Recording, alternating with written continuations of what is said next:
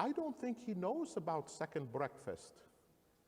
In societies where eating is important, the social, cultural experience is important, like in the Middle East, there are words that are there for that, and they mean those things, specific things associated with the meal. So in English, in Greek, some examples might be alelon. Alelon is translated in many, many passages with the words in English, one another. So when we talk about the one another passages, those are the alelon passages. It refers to an action that is carried out reflexively, mutually, and reciprocally. So it's something that we do back and forth. It implies a kind of pay it forward and pay it back concept.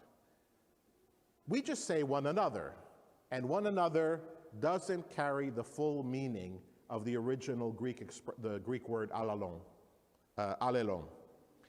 Why? Because the word is reflexive, which means it would be used for something that I would do to myself. I fed myself. I bathed myself. Well, alelon is talking about multiple people. So imagine the image. When you do something to yourself, you do it, and the action comes back at you, right? In this sense, when we do one of these one another things, it's an action that goes out and comes back at you. So the image it gives us is not that all the other people are standing in front of us, but that they're standing shoulder to shoulder next to us. And when we do the action, it comes back to me or to my immediate neighbor. This is the essence of who we are as a church. We stand shoulder to shoulder in our shared experiences, not separated by a distance, right? So when we're told to love one another, it means we love and the action affects us mutually. So one another is the best we can do in English, but it really doesn't carry the full essence. Koinonia, we're going to talk about this in a few weeks. It really means, it's translated fellowship or communion or participation, but it implies a committed and deep engagement, mutual investment in other people or a specific action that includes conviction. So when we experience koinonia, it really means something that we're deeply committed to, that is mutual and connects us. One of the words that we have in English that we use to translate from koinonia is communion. When we actually share communion together, it's an action about which we have a deep conviction and we share mutually with one another. Splanchnizomai, it's translated compassion. In fact, it's the emotion that Jesus experienced, and it's recorded more often than any other. It's a couple of dozen times in the New Testament this word is used, and it literally means, I have a bowel yearning for you, Dan. Now, I don't know if that sounds very appealing.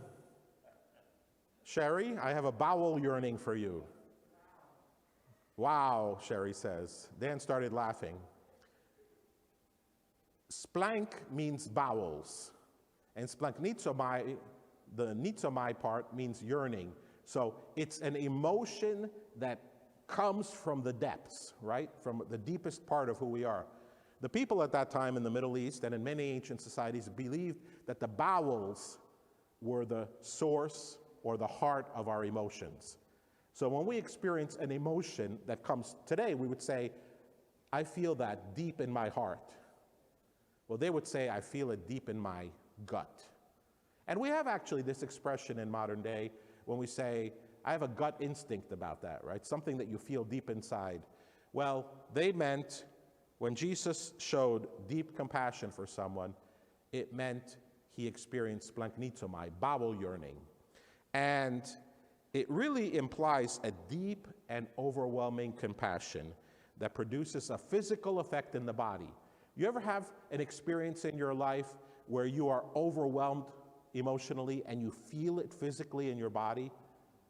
Maybe you get the shakes, or you have deep, deep rooted anxiety.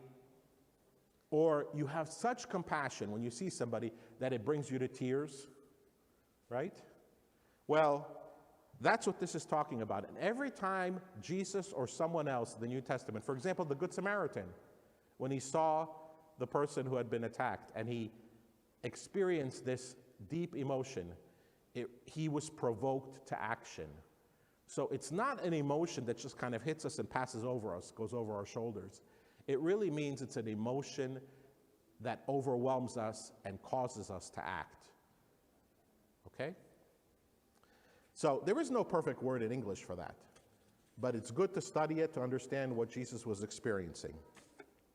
The third reason is that some meaning might be lost when translating a Greek word or phrase into English for readability.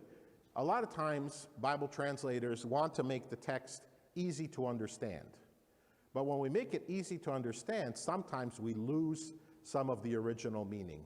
And that's okay. That's okay. We want to read the Bible. It has to be approachable. It has to be easy to digest. But sometimes we lose some of the original meaning. And I just want to give you one biblical example. Acts 2:42. How many people know Acts 2:42? Pretty much everybody can recite it, right? In the NIV translation says, they devoted themselves to the apostles' teaching and to fellowship, to the breaking of bread and to prayer. It's talking here about the very early church, and these were four things that were important to them. Now to us, when we read this, at least to me, when I read this, I say, okay, they devoted themselves to the apostles' teaching.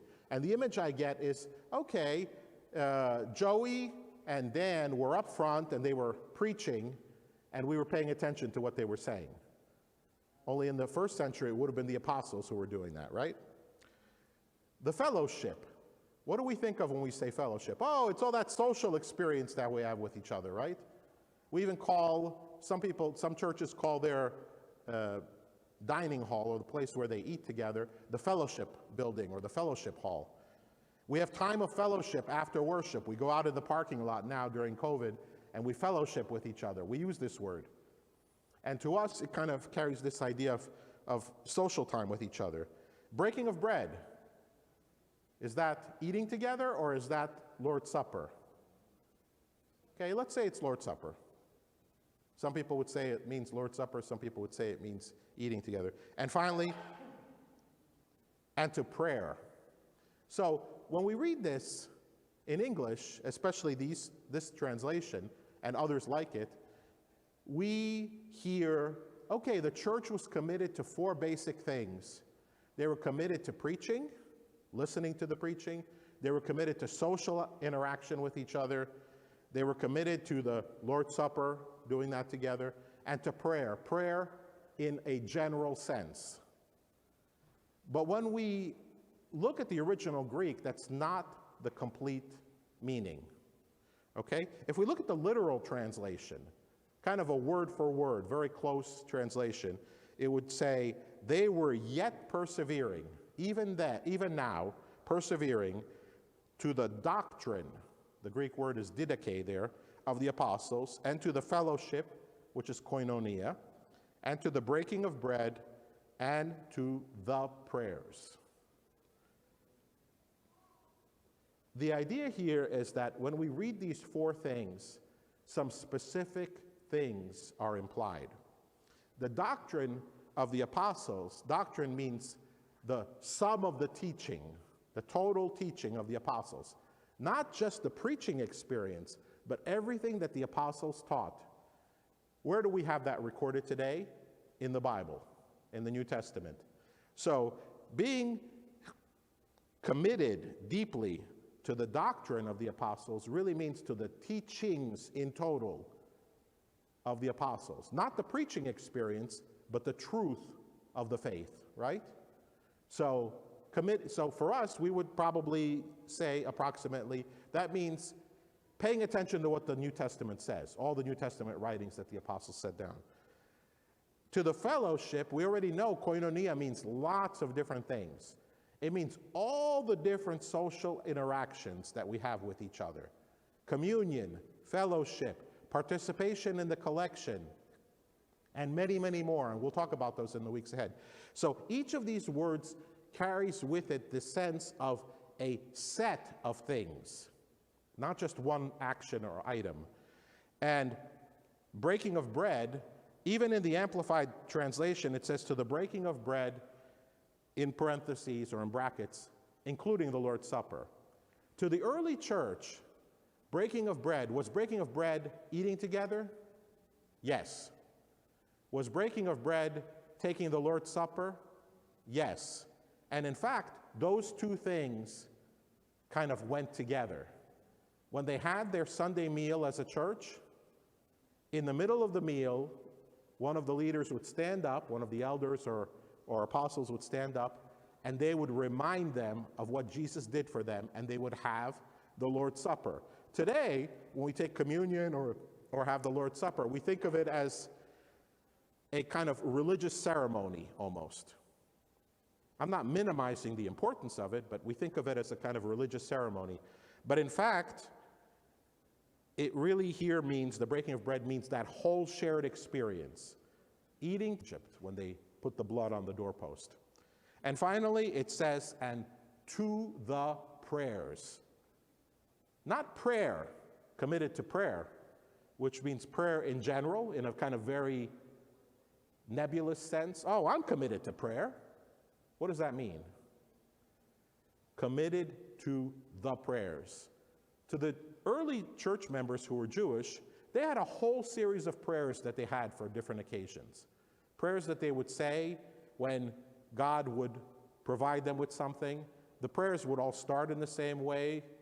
Blessed are you, Lord God, King of the universe, who has given us this fruit of the vine. And it's very likely that the early church recited some of these very same Hebrew prayers. So it's not just commitment to prayer in general, but commitment to praying specifically in lots and lots of different situations. If we read the English, they devoted themselves to the apostles' teaching and to fellowship, to the breaking of bread and to prayer. Do we get that complete sense of what they were talking about?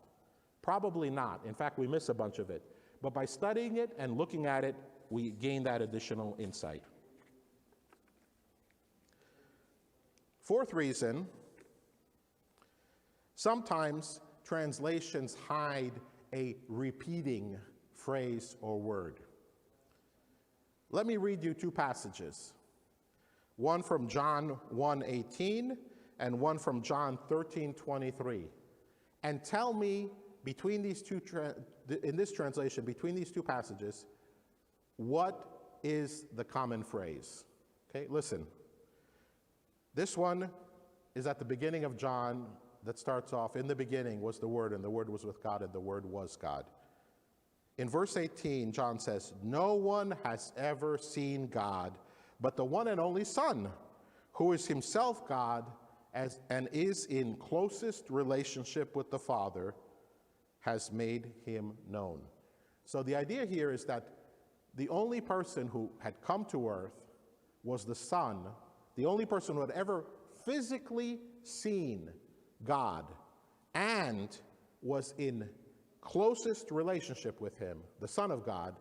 That's the only one who has revealed or made God known to us. The only one. Second passage, one of them, this happens at the Lord's Supper, one of them, the disciple whom Jesus loved, was reclining next to him. So what's the common phrase between these two passages? You can't really see it, right? It's not that easy. Let me read you the literal translation of these words. No man has seen God at any time. The only begotten Son, who is in the bosom of the Father, he has unfolded him for us. So what is this idea that Jesus was in the bosom of the Father? It means he was so much embedded with his Father. They were united in such a way that they became, in some sense, one God, right? One person. He's the only one who's capable to reveal his Father to us because of his deep intimacy through the expression,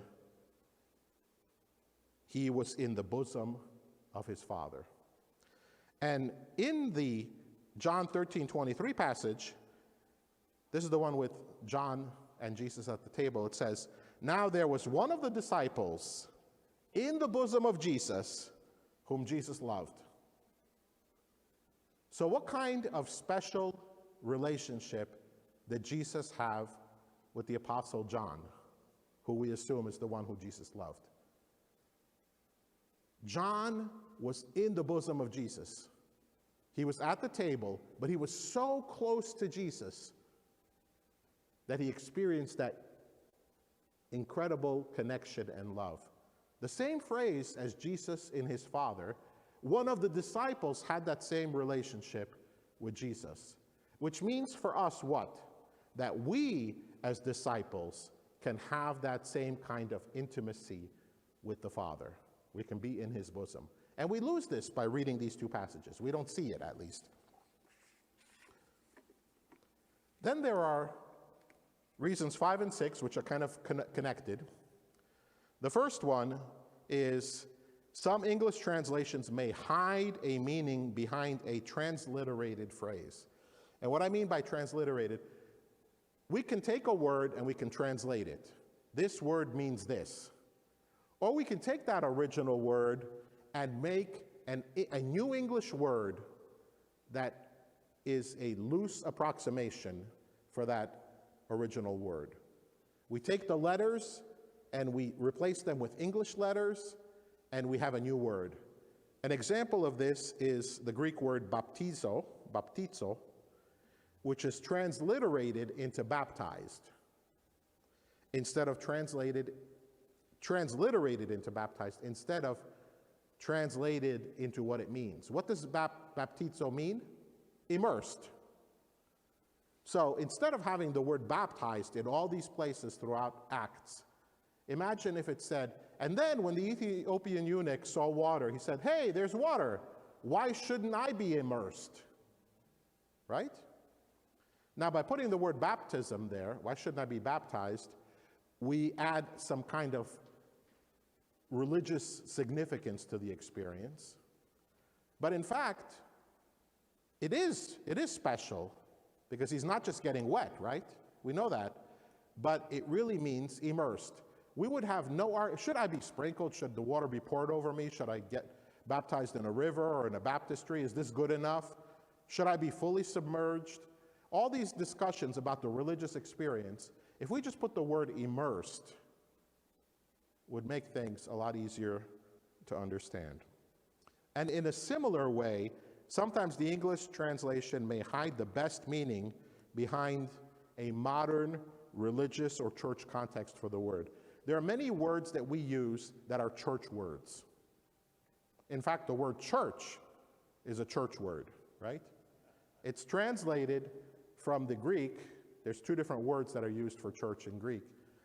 And one of those words is synagoge, which, by the way, means synagogue today for the Jews, but also assembly for Christians. A synagogue is an assembly or a congregation. So when we say the word congregation, we're really talking about a synagogue. We are a synagogue of believers. But we have words like church, congregation, pastor. How many pastors does a church have? We have several, right? We always have had several. We've always had more than one, except when we had none. So, but in the world today, what does pastor mean generally? A church has how many pastors usually? One. And that person is usually the preacher. But that's not the biblical meaning of the word pastor. So these words that we use, we bring with us all of our religious context. Maybe some of us were Catholics before we were baptized, or we were in other communities of faith, and we bring our experiences from those communities of faith with us when we read these words, instead of understanding what the word really means in the New Testament. Words like pastor or deacon or minister. By the way, minister and deacon, same Greek word. So Dan, you're a deacon. Did you know that? But you're a deacon of what? The Word. We use the word evangelist, and we use the word evangelist, preacher, and minister interchangeably. But in the New Testament, they're not used interchangeably. Evangelists perform certain specific activities that our minister sometimes doesn't do, and often our minister is involved in lots more things, or a preacher and minister, in lots more things than just the evangelist was in the first century.